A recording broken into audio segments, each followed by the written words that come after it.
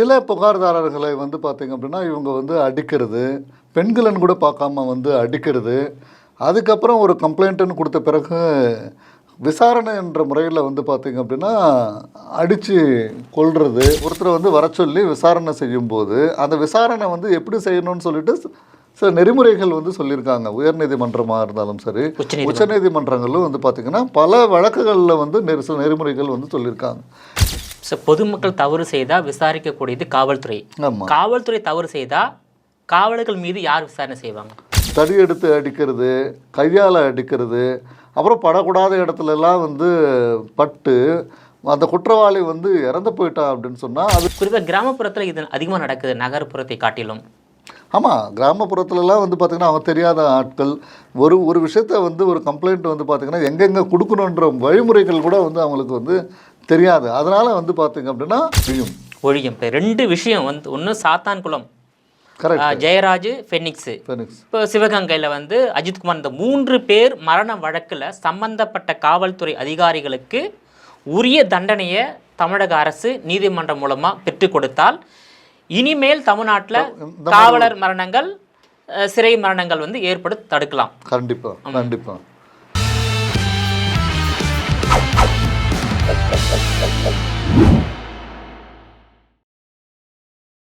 GeM TV நேயர்கள் அனைவருக்கும் வணக்கம். அரசியல் ஆடுகள பகுதியில் தமிழகத்தில் நாளுக்கு நாள் அதிகரித்து வரும் காவல்துறை மரணங்கள், சிறை மரணங்கள், குறிப்பாக பொதுமக்கள் புகார் கொடுக்க காவல் நிலையங்கள் செல்லும் போது அந்த புகார்தாரர்கள் காவல்துறை அதிகாரிகளால் அடித்து உதைக்கும் போது அடுத்த கட்டமாக பொதுமக்கள் எந்த துறை அதிகாரிகளிடம் புகார் கொடுக்க வேண்டும் என்பது குறித்து சென்னை உயர்நீதிமன்ற வழக்கறிஞர் கிருஷ்ணமூர்த்தி அவர்கள் நம்மோடு இணைந்துள்ளார். அவரிடம் இது குறித்து விரிவாக விவாதிக்கலாம். சார் வணக்கம். சார் வணக்கம் சார். நல்லா இருக்கீங்களா? நல்லா இருக்கேன் சார். சார், இப்போ வந்து தமிழ்நாட்டில் வந்து காவல்துறைக்கும் பொதுமக்களுக்கும் ஒரு நட்புறவு இல்லை.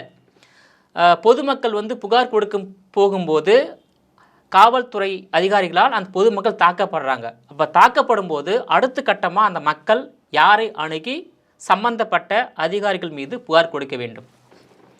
அதாவது பொதுமக்கள் வந்து ஏதோ ஒரு விஷயத்தில் வந்து பாதிக்கப்பட்டாங்க அப்படின்னு சொன்னால் முதல்ல கம்ப்ளைண்ட் பண்ண வேண்டியது போலீஸ் ஸ்டேஷன் தான். போலீஸ் ஸ்டேஷனில் வந்து இப்போ கம்ப்ளைண்ட் கொடுத்த பிறகு அந்த கம்ப்ளைண்ட்டை எடுத்துக்கிட்டு விசாரிக்க வேண்டியது காவல்துறையினுடைய கடமை. அப்படி விசாரிக்காமல் சில புகார்தாரர்களை வந்து பார்த்திங்க அப்படின்னா இவங்க வந்து அடிக்கிறது, பெண்களன்னு கூட பார்க்காம வந்து அடிக்கிறது, அதுக்கப்புறம் ஒரு கம்ப்ளைண்ட்டுன்னு கொடுத்த பிறகு விசாரணை என்ற முறையில் வந்து பார்த்திங்க அப்படின்னா அடித்து கொல்றது, இதெல்லாம் வந்து பார்த்திங்க அப்படின்னா இது தண்டிக்கப்பட வேண்டிய ஒரு விஷயம் ஒன்று. 2வது, புகார்தாரர்கள் வந்து காவல் நிலையத்தில் கம்ப்ளைண்ட் கொடுக்க போகும்போது காவல்துறை அதிகாரிகள் வந்து ஒழுங்கான முறையான ஒரு பதில் கூறாமல் அழக்கழிக்கிறதோ இல்லை அந்த கம்ப்ளைண்ட்டை வந்து நாங்கள் எடுக்க முடியாதுன்னு சொல்லிட்டு வந்து தவிர்க்கப்படுறதோ இல்லை கம்ப்ளைண்ட்டை வாங்கிட்டு எதிர்த்தரப்பை வந்து விசாரணைக்கு அழைக்கும்போது அவங்கள வந்து கொடூரமான தாக்குதல் நடத்தினாலோ பொதுமக்கள் வந்து என்ன செய்யணும் அப்படின்றது தான் உங்களுடைய கேள்வி. இப்போது ஒரு பாதிக்கப்பட்டிருக்கிற ஒரு நபர் வந்து கம்ப்ளைண்ட் எடுத்துகிட்டு போலீஸ் ஸ்டேஷன் வந்து போகிறாரு. கம்ப்ளைண்ட் எடுக்கலை அப்படின்றாங்க. எடுக்கலை அப்படின்னு சொன்னால் அதோடு வந்து விட்டுறது கிடையாது. அதுக்கப்புறம் வந்து பார்த்திங்க அப்படின்னா ஆன்லைன் கம்ப்ளைண்ட் அப்படின்னு சொல்லிட்டு ஒன்று வந்து ஒரு ஆப்ஷன் இருக்குது. இமெயிலில் கூட வந்து பார்த்திங்க அப்படின்னா ஆன்லைனில் போயிட்டு காவல்துறையினுடைய வெப்சைட்டை வந்து ஓப்பன் பண்ணி அதுலேயே வந்து கம்ப்ளைண்ட்டை வந்து லான்ச் பண்ணலாம். அப்படி கம்ப்ளைண்ட்டை வந்து லான்ச் பண்ணும்போது அது கண்ட்ரோல் ரூமுக்கு போயிட்டு கண்ட்ரோல் ரூம்லேருந்து அந்த பர்டிகுலர் ஸ்டேஷனுக்கு ரெஃபர் பண்ணுவாங்க. அதுக்கப்புறம் வேறு வழி இல்லாமல் வந்து பார்த்திங்கன்னா காவல்துறை அதிகாரிகள் வந்து விசாரிப்பாங்க. இது ஒரு நடைமுறை இருக்குது. அதுக்கப்புறம் வந்து பார்த்திங்க அப்படின்னா புகார்தாரர்கள் வந்து போயிட்டு வந்து கம்ப்ளைண்ட்டு எடுத்துகிட்டு போய் சொல்லும்போது காவல்துறை வந்து எடுக்கலை அப்படின்னு சொன்னால் 100 அப்படின்றது வந்து எல்லாருக்குமே தெரிஞ்ச ஒரு விஷயம்தான். அவசர காலங்களில் வந்து நம்ம வந்து 100க்கு வந்து ஃபோன் பண்ணோம் அப்படின்னு சொன்னால் அது கம்ப்ளைண்ட்டாக வந்து எடுத்துப்பாங்க. கம்ப்ளைண்ட்டாக எடுத்துக்கிட்டு அதன் பேரில் கூட வந்து விசாரணை வந்து நடத்தலாம் அப்படின்றது வந்து காவல்துறை சட்டங்கள் வந்து சொல்லப்படுது. ஒன்று. அடுத்து பாதிக்கப்பட்ட ஒரு நபர் வந்து காவல்துறைக்கு வந்து போயிட்டு கம்ப்ளைண்ட் கொடுக்குறாங்க. கம்ப்ளைண்ட் கொடுக்கும்போது வந்து காவல்துறை வந்து கம்ப்ளைண்ட்டு வந்து எடுத்துக்காமல் வந்து அலகழிக்கிறாங்க அப்படின்னு சொன்னால் மேலதிகாரிகள்கிட்ட வந்து கம்ப்ளைண்ட்டு கொடுக்கலாம். இப்போ ஃபார் எக்ஸாம்பிள் இப்போ ஒரு போலீஸ் ஸ்டேஷனில் வந்து போயிட்டு கம்ப்ளைண்ட் கொடுக்கும்போது ஒரு இன்ஸ்பெக்டர் லெவலில் இருக்கிற ஸ்டேஷனில் வந்து எடுக்கலை அப்படின்னு சொன்னால் அதுக்கு மேலே இருக்கிற அதாவது இல்லை அதுக்கு மேலே இருக்கிற எஸ்பி இல்லை டிஎஸ்பி ஃபஸ்ட்டு, அதுக்கப்புறம் வந்து பார்த்திங்கன்னா எஸ்பி, இது டிஸ்ட்ரிக்ட் லெவலில் வந்து டிஐஜி இருக்குல்ல, அதுக்கு மேலே போயிடும் அது. இது வந்து டிஸ்ட்ரிக்ட் லெவலில் வந்து ஒன்று டிஎஸ்பி கிட்ட கொடுக்கலாம், அடுத்து வந்து பார்த்திங்கன்னா எஸ்பி கிட்ட. எல்லாருக்கும் தெரிஞ்சது வந்து எஸ்பி கிட்ட வந்து ஒரு இன்ஸ்பெக்டர் வந்து கம்ப்ளைண்ட் எடுக்கலை அப்படின்னு சொன்னால் ஒரு எஸ்பி ஆஃபீஸில் போய்ட்டு எஸ்பி கிட்ட வந்து கம்ப்ளைண்ட் வந்து கொடுக்கலாம். நான் வந்து இந்த ஸ்டேஷனுக்கு வந்து நான் போனேன், இந்த ஸ்டேஷனுக்கு போகும்போது வந்து அங்கே இருக்கிற இன்ஸ்பெக்டர் வந்து என்னுடைய புகாரை வந்து எடுக்காமல் வந்து மறுக்கிறாரு. ஸோ அப்படின்னு சொல்லிட்டு கூட இவங்க வந்து கம்ப்ளைண்ட் எழுதி எஸ்பி கிட்ட கூட வந்து கொடுத்தோம் அப்படின்னா அந்த எஸ்பி ஆஃபீஸ்லேருந்து மறுபடியும் வந்து ஃபார்வர்ட் பண்ணி அதே இன்ஸ்பெக்டர் கிட்ட வந்து இல்லை இந்த புகாரை வந்து நீங்கள் ஏன் எடுக்கலாம், இந்த புகாரை எடுத்து விசாரணை செஞ்சு உரிய நிவாரணம் வந்து பெற்றுத்தாருங்கள் அப்படின்னு சொல்லிட்டு அந்த கம்ப்ளைண்ட் வந்து ஃபார்வர்ட் பண்ணுவாங்க. இது ஒரு ஆப்ஷன். இது வந்து அவுட்டரில், அதாவது டிஸ்ட்ரிக்டில் எல்லாமே இந்த மாதிரி. நகரங்களில் வந்து பார்த்திங்க அப்படின்னா ஏசி இருப்பாங்க, இன்ஸ்பெக்டருக்கு மேலே வந்து ஏசி இருப்பாங்க, அசிஸ்டன்ட் கமிஷனர் ஆஃப் போலீஸ், அதுக்கு மேலே வந்து பார்த்திங்கன்னா டிசி இருப்பாங்க, டெப்டி கமிஷனர் ஆஃப் போலீஸ், இதுக்கு மேலே வந்து பார்த்திங்க அப்படின்னா கமிஷனர் இருப்பாங்க. ஸோ இப்படி படிப்படியாக வந்து பார்த்திங்க அப்படின்னா கம்ப்ளைண்ட் வந்து கொடுக்கலாம். இது காவல்துறையில் வந்து கொடுக்கப்படுகிற புகார்கள். இதையும் மீறி ஒரு கம்ப்ளைண்ட் கொடுத்தோம், கம்ப்ளைண்ட் கொடுத்த பிறகு வந்து பார்த்திங்கன்னா காவல்துறை எந்தவித நடவடிக்கையுமே எடுக்கலை அப்படின்னு சொன்னாங்க அப்படின்னு சொன்னால் அந்த கம்ப்ளைண்ட்டை வந்து டைரெக்டாக வந்து மேஜிஸ்ட்ரேட் கோர்ட்டில் கூட எடுத்துகிட்டு போயிட்டு ப்ரைவேட் கம்ப்ளைண்ட்டாக அவங்க ரெஜிஸ்டர் பண்ணலாம். ரெஜிஸ்டர் பண்ணிங்க அப்படின்னு சொன்னால் அந்த பர்டிகுலர் அந்த மேஜிஸ்ட்ரேட் கோர்ட்டில் வந்து அந்த புகாரை வந்து எடுத்துக்கிட்டு விசாரணை செஞ்சு இந்த கம்ப்ளைண்ட்டை வந்து ஃபார்வர்ட் பண்ணுவாங்க. நீதிபதி அவர்கள் வந்து பார்த்திங்க அப்படின்னா காவல்துறைக்கு வந்து ஃபார்வர்ட் பண்ணி இந்த கம்ப்ளைண்ட்டை வந்து இன்வெஸ்டிகேஷன் பண்ணி எங்கிட்ட ரிப்போர்ட் சப்மிட் பண்ணுங்கள் அப்படின்னு சொல்லிட்டு உத்தரவுகள் வந்து பிறப்பிப்பாங்க. இது அடுத்த ஒரு ஆப்ஷன். இது புகார்கள் வந்து எப்படி கொடுக்குறது அப்படின்றதுக்கு உண்டான வழிமுறைகள். சரி, இப்போ வந்து புகாரை வந்து கொடுத்தாச்சு, ஒரு போலீஸ் ஸ்டேஷனில் வந்து எடுக்கலை அப்படின்னாலோ இல்லை அதுக்கப்புறம் வந்து அதுக்கு மேல் அதிகாரிகள்கிட்ட வந்து கொடுத்து அதை வந்து எடுக்க வைக்கணும். ஒன்று அப்படியே எடுக்கலை அப்படின்னாலும் நீதிமன்றத்தில் வந்து நம்ம வந்து கொடுத்து குற்றவியல் நீதிமன்றத்தில் வந்து கொடுத்து நீதிமன்றம் மூலமாக வந்து டைரக்ஷன் கொடுப்பாங்க. இது ஒரு பக்கம். எப்படி இருந்தாலும் நீதிபதி வந்து டைரக்ஷன் கொடுத்தாங்க அப்படின்னா எப்படி இருந்தாலும் அந்த கேஸ் வந்து விசாரணைக்கு வந்துடும். அவங்க எடுத்து இன்வெஸ்டிகேஷன் பண்ணி தான் ஆகணும், போலீஸ் மறுக்க முடியாது. அடுத்து கம்ப்ளைண்ட் வந்து எடுத்தாச்சுன்னு வச்சுக்கோங்க. கம்ப்ளைண்ட் ஒருத்தர் மேலே வந்து எடுத்த பிறகு அந்த பர்சனை வந்து கூப்பிட்டு விசாரணை செய்யணும். விசாரணை செய்யும்போது ஒரு பர்சன் ஒரு குற்றம் செஞ்சுருக்காரு, ஒரு தொழில், ஒரு திருட்டு வழக்கோ இல்லை வந்து அடிதடி சண்டையோ இல்லை வேறு ஏதாவது ஒரு பிரச்சனை, இல்லை ஒரு கொலையோ இல்லை வந்து ஒரு ரேப்போ ஏதோ ஒரு பிரச்சனை வந்து நடக்குது அப்படின்னு சொன்னால் கம்ப்ளைண்ட் கொடுத்த பிறகு கம்ப்ளைண்ட் எடுத்துக்கிட்ட பிறகு முதல்ல வந்து போலீஸ் பண்ண வேண்டியது வந்து என்னென்னா சிஎஸ்ஆர் ரிசிப்ட்ன்றது வந்து கொடுக்கணும். அது நம்ம தமிழகத்தில் இருக்கிற ஒரு நடைமுறை. சிஎஸ்ஆர் அப்படின்னு கம்ப்ளைண்ட் எடுத்துக்கிட்டேன், இந்த கம்ப்ளைண்ட்டுக்கு உண்டான அக்னாலஜ்மெண்ட் இது அப்படின்னு சொல்லிட்டு சிஎஸ்ஆர் அதை வந்து கொடுப்பாங்க. கொடுத்த பிறகு கம்ப்ளைண்ட்டை வந்து கம்ப்ளைண்ட்டையும் புகார் யார் வந்து அந்த குற்றம் செஞ்சுருக்காங்களோ அவங்கள வந்து வர சொல்லி விசாரணை செய்வாங்க. விசாரணை செஞ்சு விசாரணையின் முடிவில் குற்றம் வந்து இவங்க செஞ்சுருப்பாங்க அப்படின்னு சொல்லிட்டு அவங்க வந்து நினைக்கும் பட்சத்தில் அது வந்து எஃப்ஐஆராக வந்து முதல் தகவல் அறிக்கையாக வந்து பதிவு செய்வாங்க. இது ஒரு நடைமுறை. சரி, ஒரு புகார் கொடுத்த பிறகு வந்து பார்த்திங்க அப்படின்னா ஒருத்தரை வந்து வர சொல்லி விசாரணை செய்யும்போது அந்த விசாரணை வந்து எப்படி செய்யணும்னு சொல்லிட்டு சில நெறிமுறைகள் வந்து சொல்லியிருக்காங்க. உயர்நீதிமன்றமாக இருந்தாலும் சரி, உச்சநீதிமன்றங்களும் வந்து பார்த்திங்கன்னா பல வழக்குகளில் வந்து சில நெறிமுறைகள் வந்து சொல்லியிருக்காங்க. இதில் லேண்ட்மார்க் ஜட்ஜ்மெண்ட் அப்படின்னு சொன்னோம் அப்படின்னா டிகே பாசு அப்படின்னு சொல்லிட்டு ஒரு ஜட்ஜ்மெண்ட்டு இது வெஸ்ட் பெங்காலுக்கு அகேன்ஸ்டாக வந்து போட்டு இந்த கேஸில் வந்து சுப்ரீம் கோர்ட் வந்து ஒரு பர்சனை வந்து எப்படி வந்து விசாரணை செய்யணும், எப்படி என்ன மாதிரியான ரிப்போர்ட்ஸ் வந்து தயாரிக்கணும், அவருக்கு உண்டான உரிமைகள் என்னென்ன, அவர் பாதிக்கப்பட்டாருன்னா அதுக்குண்டான நிவாரணங்கள் என்ன அப்படின்றது எல்லாமே வந்து பார்த்திங்கன்னா லிஸ்ட் பண்ணியிருக்காங்க. 1 by 1 வந்து லிஸ்ட் பண்ணியிருக்காங்க. அது மூலமாக அது பிரகாரம் தான் வந்து பார்த்திங்கன்னா போலீஸ் வந்து விசாரணை செய்யணும் அப்படின்லாம் சொல்லியிருக்காங்க. இப்போது விசாரணை வந்து காவல்துறை வந்து பார்த்திங்க அப்படின்னா விசாரணை செய்கிறோம் அப்படின்ற பட்சத்தில் போலீஸ் நிலையத்துக்கு தான் வர வைக்கணும். அவங்கள போலீஸ் நிலையத்தில் வர வச்சு அங்கே தான் வந்து விசாரணை செய்யணுமே தவிர போலீஸ் நிலையம் அல்லாத வேறு ஒரு இடங்களுக்கு கொண்டு போயிட்டு விசாரணை செய்வது இதெல்லாம் வந்து பார்த்திங்கன்னா தவிர்க்கப்பட வேண்டிய ஒரு விஷயம். அது குற்றமாக கருதப்படும். அந்த மாதிரி தேவையில்லாத இடத்துல கூட்டிகிட்டு போயிட்டு இவங்களை வந்து அடைச்சி வச்சோ இல்லை வந்து அங்கே விசாரணை செய்யும் போதோ வேறு ஏதாவது இப்போ வந்து இந்த காவல் நிலையத்தில் வந்து மரணங்கள் ஏற்படுறது, இல்லை வெளியில் வந்து போலீஸ் வந்து விசாரிக்கும் போது அடித்து கொண்டுட்டாங்க அப்படின்னு சொல்லி பிரச்சனைகள் வர்றதெல்லாம் வந்து பார்த்திங்க அப்படின்னா, இது காவல் நிலையத்தில் விசாரித்தாலும் சரி இல்லை வெளியில் விசாரித்தாலும் சரி, ஒரு குற்றவாளி அப்படின்னு சொல்லிட்டு வந்து தெரியுது அப்படின்னு சொன்னால் விசாரணை வந்து முறையாக செஞ்சு நீங்கள் வந்து ஒரு ரிப்போர்ட்டை வந்து இது பண்ணி அந்த ரிப்போர்ட் வந்து நீதிமன்றத்துக்கு முன்னாடி தான் வந்து இது பண்ணணும். இது ஒரு ப்ரொசீஜர். ரெண்டாவது, விசாரணை செஞ்சுட்டு ஒரு குற்றம் செஞ்சுருக்காரு. இப்போ ஃபார் எக்ஸாம்பிள் வந்து ஒரு ரேப் பண்ணியிருக்காரு, ஒரு பெண்ணை வந்து ஒருத்தர் வந்து கற்பழிப்பு செஞ்சுருக்காரு, இல்லை ஒரு பலாத்காரம் செஞ்சுருக்காரு, இல்லை ஒரு கொலை செஞ்சுருக்காரு அப்படின்ற பட்சத்தில் வந்து பார்த்திங்க அப்படின்னா காவல்துறை அவங்கள வந்து அரெஸ்ட் பண்ணலாம். அதாவது வாரண்ட்டே இதுக்கெல்லாம் தேவையே கிடையாது. உடனடியாக அவங்கள வந்து அரெஸ்ட் பண்ணி காவல் நிலையத்தில் வந்து கொண்டு வந்து எஃப்ஐஆர் போட்ட பிறகு வந்து பார்த்திங்க அப்படின்னா 24 மணி நேரத்தில் வந்து நீதிமன்றத்தின் முன்னாடி வந்து நீதிபதி முன்னாடி வந்து கொண்டு போய் நிறுத்தணும் அப்படின்னு சொல்லிட்டு உச்சநீதிமன்றங்கள் அந்த டிகே பாசு மற்ற கேசஸில் வந்து அதுக்கு பிறகு வந்த கேசஸில் எல்லாமே வந்து பார்த்திங்க அப்படின்னா ஒரு குற்றவாளியை கைது செஞ்சால் இத்தனை மணி நேரத்தில் நீதிபதி முன்னாடி வந்து எடுத்துகிட்டு போய் நிறுத்தணும் அப்படின்னு சொல்லி 24 மணி நேரத்துக்குள்ளே நீதிபதி முன்னாடி நிறுத்தி அவங்கள வந்து முறையாக சிறையில் வந்து அடைக்கணும் அப்படின்ற மாதிரி சில நெறிமுறைகள் வந்து வழங்கியிருக்காங்க.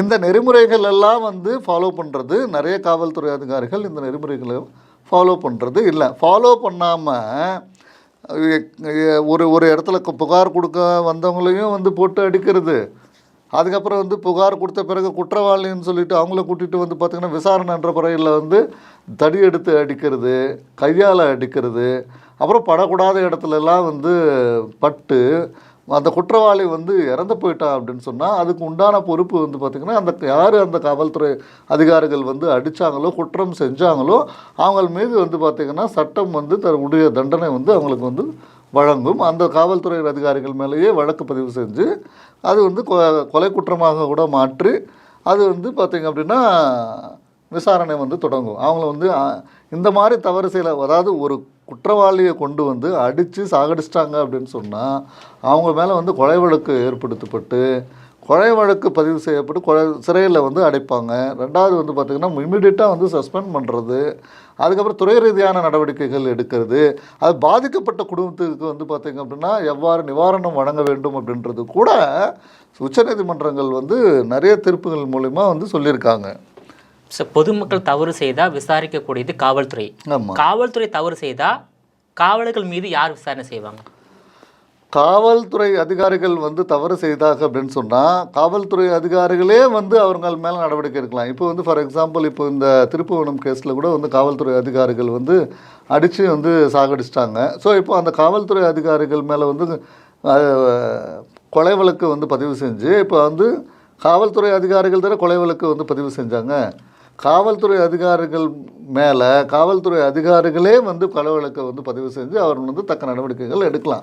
இது ஒரு சில வழக்குகள், அதாவது அந்த அஜித்குமார் மேட்ரு வந்து ஊடக வெளிச்சத்துக்கு வந்துடுச்சு, எல்லாரும் தெரிஞ்சு விட்டு அதனால நடவடிக்கை எடுக்கிறாங்க. ஒரு சில வழக்குகள் வந்து வெளி உலகத்துக்கு தெரியாமல் நடக்குது இல்லையா? அப்போ வந்து காவலர் இன்னொரு காவலர் மீது நடவடிக்கை எடுப்பாங்களா சார்? எடுக்கணும். அதுதான் வந்து பார்த்திங்க அப்படின்னா சட்டம் அதுதான் வந்து சொல்லுது. ஒன்று, அப்படி எடுக்காமல் வந்து குற்றவாளியை காப்பாற்றுறது கூட வந்து சட்டத்தில் வந்து தண்டனை உண்டு அதுக்கும். ஒன்று. ரெண்டாவது, காவல்துறை அதிகாரிகள் வந்து மேலே காவல்துறை அதிகாரிகள் முறையான நடவடிக்கை எடுக்கலை அப்படின்னு சொன்னால் காவல்துறை அதிகாரிகள் மேலே வந்து முறையான நடவடிக்கை எடுக்க வேண்டும்னு சொல்லிட்டு உயர்நீதிமன்றங்களில் கூட ரிட்டுன்னு சொல்லிட்டு நம்ம வந்து ஃபைல் பண்ணி உரிய உத்தரவுகளை பிறப்பிச்சுட்டு கொண்டு வந்துட்டு அந்த உத்தரவுகள் மேலே வந்து தவறு செஞ்சுருக்கிற காவல்துறை அதிகாரிகள் மேலே நடவடிக்கை எடுக்கலாம். ஒன்று. ரெண்டாவது, இப்போ வந்து பார்த்திங்க அப்படின்னா இப்போ ஒரு காவல்துறை அதிகாரி வந்து தவறு செஞ்சிட்டாரு, இல்லை ஒரு விசாரணை கொண்டு வர்ற ஒரு குற்றவாளியை வந்து அடிக்கிறதோ இல்லை துன்புறுத்துறதோ இந்த மாதிரி வந்து செஞ்சுட்டாங்க அப்படின்னு சொன்னால் மனித உரிமைகள் ஆணையம் அப்படின்னு சொல்லிட்டு ஒன்று இருக்குது இல்லையா?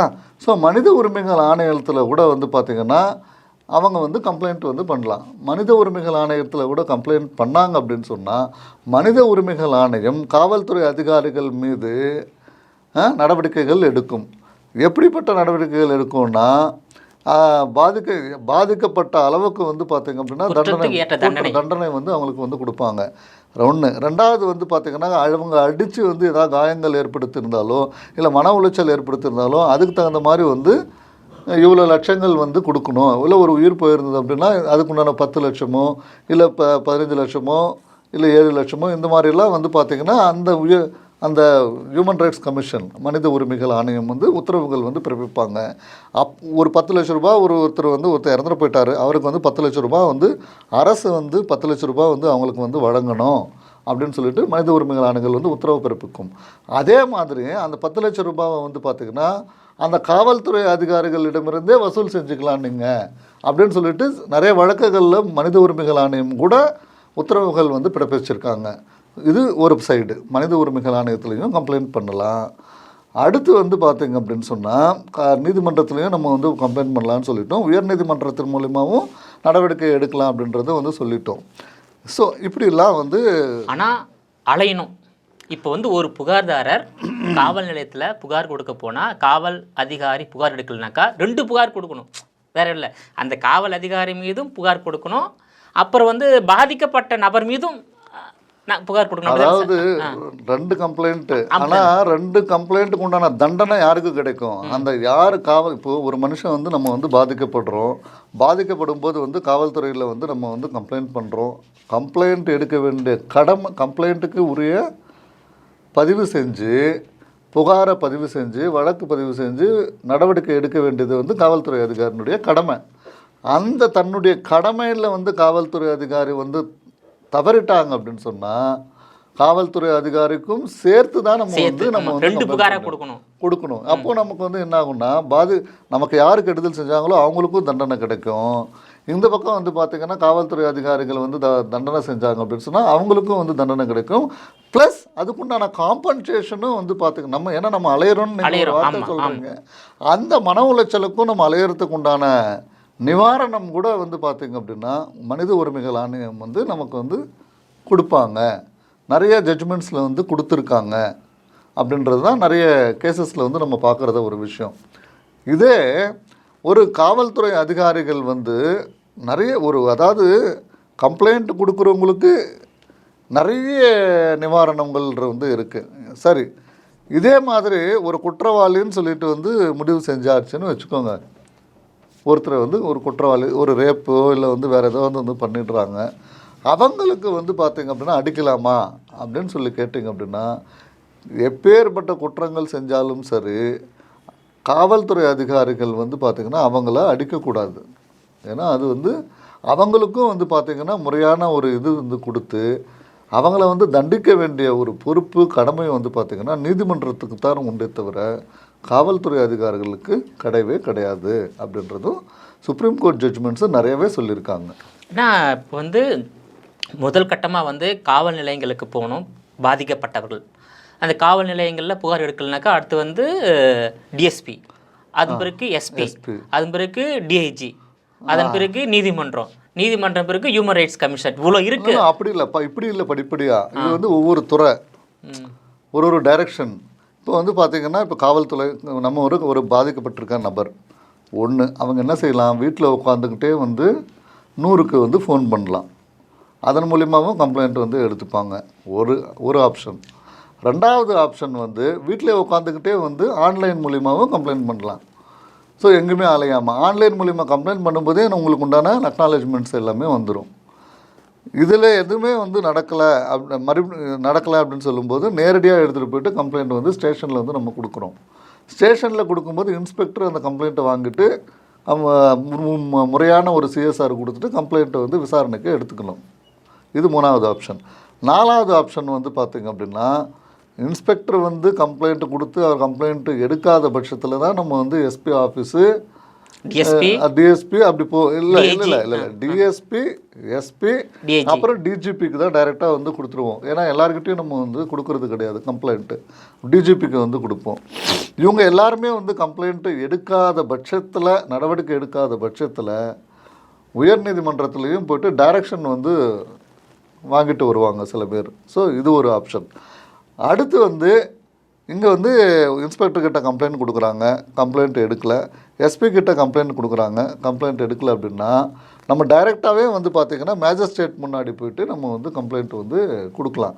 அதுதான் வந்து ப்ரைவேட் கம்ப்ளைண்ட் அப்படின்னு சொல்லுவாங்க. அப்புறம் அந்த கம்ப்ளைண்ட்டை வந்து பார்த்திங்கன்னா விசாரணைக்கு தகுந்த ஒரு கம்ப்ளைண்ட்டாக இருந்தால் நீதிபதி வந்து அவர்கள் வந்து அதை விசாரணை செஞ்சு இந்த வழக்கை வந்து விசாரணை செஞ்சு எனக்கு அறிக்கைகள் வந்து தாக்கல் செய்யணும் அப்படின்னு சொல்லிட்டு காவல்துறைக்கு அது உத்தரவுகள் வந்து பிறப்பிப்பாங்க. ஸோ இத்தனை ஆப்ஷன் நமக்கு இருக்குது. இதெல்லாம் வந்து பார்த்திங்கன்னா எல்லாமே ஒரு வழி.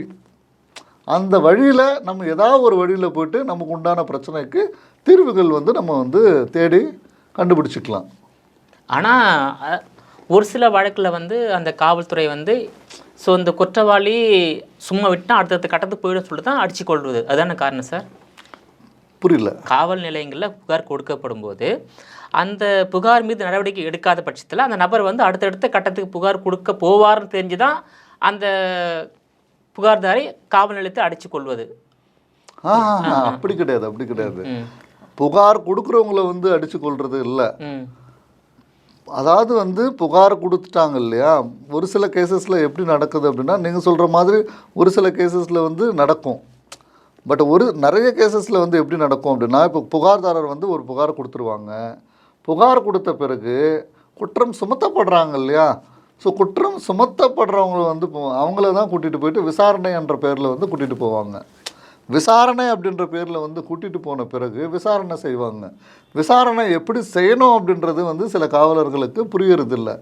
புரியாமல் என்ன பண்ணுறது அப்படின்னு சொன்னால், எடுத்த உடனே கையை வைக்கிறது, இல்லைன்னா வந்து கட்டையை எடுத்துகிட்டு அடிக்கிறது, பெல்ட்டு எடுத்துகிட்டு அடிக்கிறது, இப்படிலாம் வந்து சில காவல்துறை அதிகாரிகள் வந்து செய்வாங்க.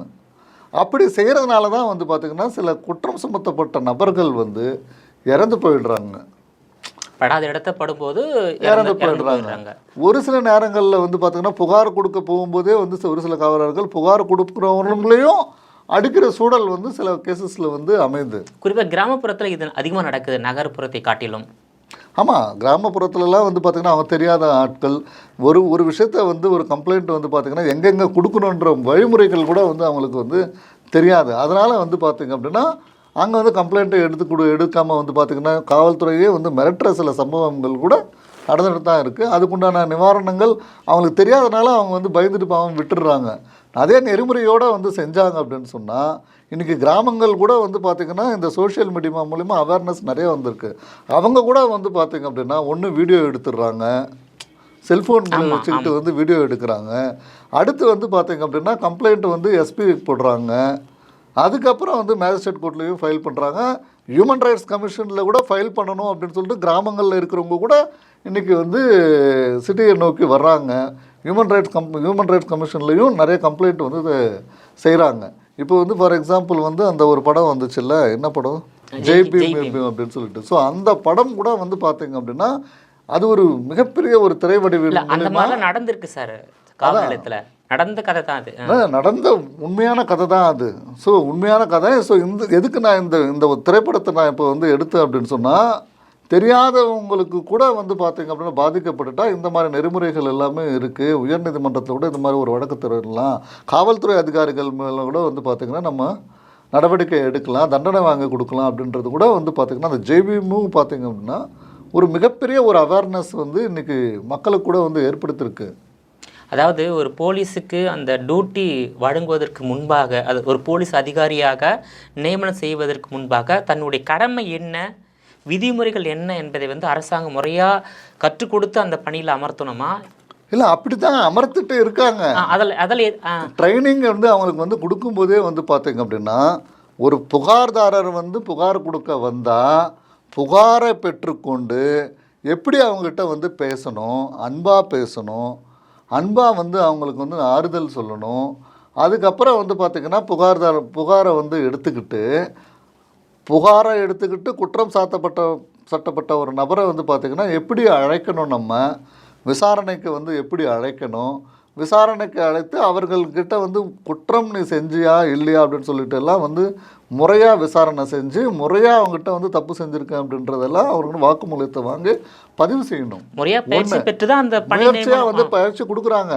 அதோட மட்டும் இல்லாமல் ஒரு குற்றம் செஞ்ச குற்றவாளியை வந்து எப்போ அரெஸ்ட் பண்ணணும், எப்போ வந்து சம்மன் அனுப்பணும், வாரண்ட்டை எப்போ வச்சுக்கிட்டு நம்ம வந்து ஒரு ஆளை அரெஸ்ட் பண்ணணும், வாரண்ட் இல்லாமல் எப்போ அரெஸ்ட் பண்ணணும், காவல்துறை அதிகாரிகள் வந்து எப்படி நடந்துக்கணும், 24 மணி நேரத்தில் வந்து பார்த்திங்க அப்படின்னா நீதிமன்றத்தின் முன்னாடி வந்து எடுத்துகிட்டு போய் நிறுத்தணும். இது எல்லா விஷயங்களும் வந்து பார்த்திங்கன்னா எல்லா காவல்துறை அதிகாரிகளுக்கும் பயிற்சி கொடுக்கப்பட்ட பிறகுதான் பணி அமர்த்தப்படுகிறார்கள்.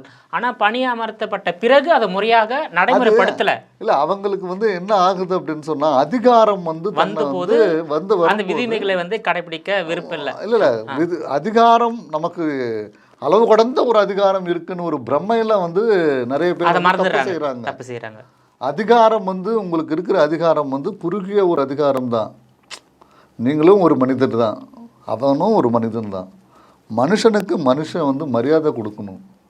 மரியாதை கொடுத்து அதுக்கு தகுந்த மாதிரி தான் நீங்கள் வந்து மரியாதையாக வந்து பார்த்திங்கன்னா குற்றவாளியாக இருந்தாலும் மரியாதையாக நடத்த வேண்டும். ஏன்னா அவனுக்கும் வாழ்கிற ஒரு தகுதி இருக்குது, அவனும் ஒரு மனுஷன், அவனுக்கும் ரைட் டு ஈக்குவாலிட்டின்றது இருக்குது, புரியுது, அவங்களுக்கும் ஒரு டிக்னிட்டி இருக்குது. ஸோ இது எல்லாத்தையும் காப்பாற்றணும் அப்படின்றது வந்து இந்திய அரசியலமைப்பு சாசன சட்டம் கூட சொல்லப்படுகிற விஷயம் இதுதான். மனித உரிமை மீறல் என்பது எந்த கட்டத்திலும் யாருக்கும் ஏற்படக்கூடாது. ஸோ பொதுமக்களும் காவல்துறையும் தவறு செய்தால் அந்த தவறுக்கு ஏற்ற தண்டனையை பாரபட்சம் இல்லாமல் நீதிமன்றம் வழங்க தயாராக இருக்கிறாங்க. ஆனால் இதில் வந்து நீதிமன்றத்துக்கும் பொதுமக்களுக்கும் இடையில் செயல்படக்கூடிய காவல்துறை சரியாக செயல்பட்டால் இந்த குற்றத்தை தடுக்கலாம். இன்னொரு விஷயம், கரைவேட்டியும் அந்த விசாரணையில் தலையிடக்கூடாது. இல்லை யார் இதில் விசாரணையில் வந்து பார்த்திங்க அப்படின்னா காவல்துறை அதிகாரிகள் தான் வந்து முறையாக விசாரணை செய்யணும். விசாரணை செஞ்சு அவங்க தான் இதில் வந்து வேறு எந்த அரசியல் கட்சிகளாக இருந்தாலும் சரி பலம்படம் படுத்தவர்களுடைய பேச்சை கேட்டுக்கிட்டு தப்பு பண்ணாங்க அப்படின்னா அதுக்குண்டான தண்டனையை காவல்துறை யார் தப்பு செஞ்சாங்களோ அந்த காவல்துறை அதிகாரிகளுக்கு தான் உரிய தண்டனை வந்து கிடைக்கும். சப்போர்ட் பண்ணுவாங்க, அவங்களுடைய ப்ரெஷர் தாங்க முடியாமல் நான் தப்பு பண்ணிட்டேன் அப்படின்னு சொன்னால் அதெல்லாம் வந்து எடுத்துக்கப்பட மாட்டாது சட்டத்தில். காவலர்கள் தவறு செய்தால் அவர்கள் மீது விசாரணை செய்யக்கூடியது சிபிசிஐடின்னு சொல்கிறாங்க. அவங்களும் அவங்களும் வந்து விசாரணை செஞ்சு அவங்களுக்கு உண்டான தண்டனையை வந்து பெற்றுக் கொடுப்பாங்க, நீதிமன்றத்தின் மூலமா பெற்றுக் கொடுப்பாங்க. ஏன்னா ஒரு காவல் அதிகாரி இன்னொரு காவல் அதிகாரியை காட்டி கொடுக்க மாட்டார், பெரும்பாலும் காட்டி கொடுக்க மாட்டார். அவர் மீது நடவடிக்கை எடுக்கையும் வந்து ஒரு நட்பு ரீதியாக வந்து அதை வந்து அட்ஜஸ்ட் பண்ணிட்டு போயிடுவாங்க. ஆனால் அப்படி இல்லாமல் செய்த குற்றத்துக்கு ஏற்ற தண்டனையை வந்து கொடுத்தாலே குற்றத்தை நம்ம எல்லாமே தடுக்கப்படலாம், குறைக்கப்படலாம். இந்த மாதிரி ஒரு விஷயங்களே நடக்கக்கூடாது அப்படின்றதுக்காக தான் நிறைய ஜட்ஜ்மெண்ட்ஸில் வந்து ஃபாலோ சொல்லியிருக்காங்க. அந்த ஜட்ஜ்மெண்ட்டுடைய நடைமுறைகளை வந்து காவல்துறை அதிகாரிகள் முறையாக வந்து நடைமுறைப்படுத்தினாலே இந்த மாதிரி பிரச்சனைகள் வந்து அடியோடு வந்து ஒழியும். இப்போ 2 விஷயம் வந்து, ஒன்று சாத்தான்குளம் ஜெயராஜ், ஃபெனிக்ஸ். இப்போ சிவகங்கையில் வந்து அஜித்குமார், இந்த 3 பேர் மரண வழக்கில் சம்பந்தப்பட்ட காவல்துறை அதிகாரிகளுக்கு உரிய தண்டனையை தமிழக அரசு நீதிமன்றம் மூலமாக பெற்றுக் கொடுத்தால் இனிமேல் தமிழ்நாட்டில் காவலர் மரணங்கள், சிறை மரணங்கள் வந்து ஏற்படுத்த தடுக்கலாம். கண்டிப்பாக இந்த மாதிரி ஒரு பிரச்சனைகள் வந்து பார்த்திங்க அப்படின்னா அரசும் காவல்துறை அதிகாரிகளுக்கு முறையான உத்தரவுகளை வந்து பிறப்பிக்கணும். நீதிமன்றங்கள் வந்து பார்த்திங்கன்னா இந்த மாதிரி தப்பு தெரிஞ்சிருக்கிற காவல்துறை அதிகாரிகளுக்கு அதிகபட்ச தண்டனைகள் வந்து வழங்கினாங்க அப்படின்னு சொன்னால் இனிமேல் இந்த மாதிரி ஒரு பிரச்சனைகள் நடக்காமல் இருக்கிறதுக்கு உண்டான வாய்ப்புகள் நிறையவே இருக்குது. உங்களுடைய விரிவான தகவலுக்கு ரொம்ப நன்றி சார். வணக்கம், நன்றி.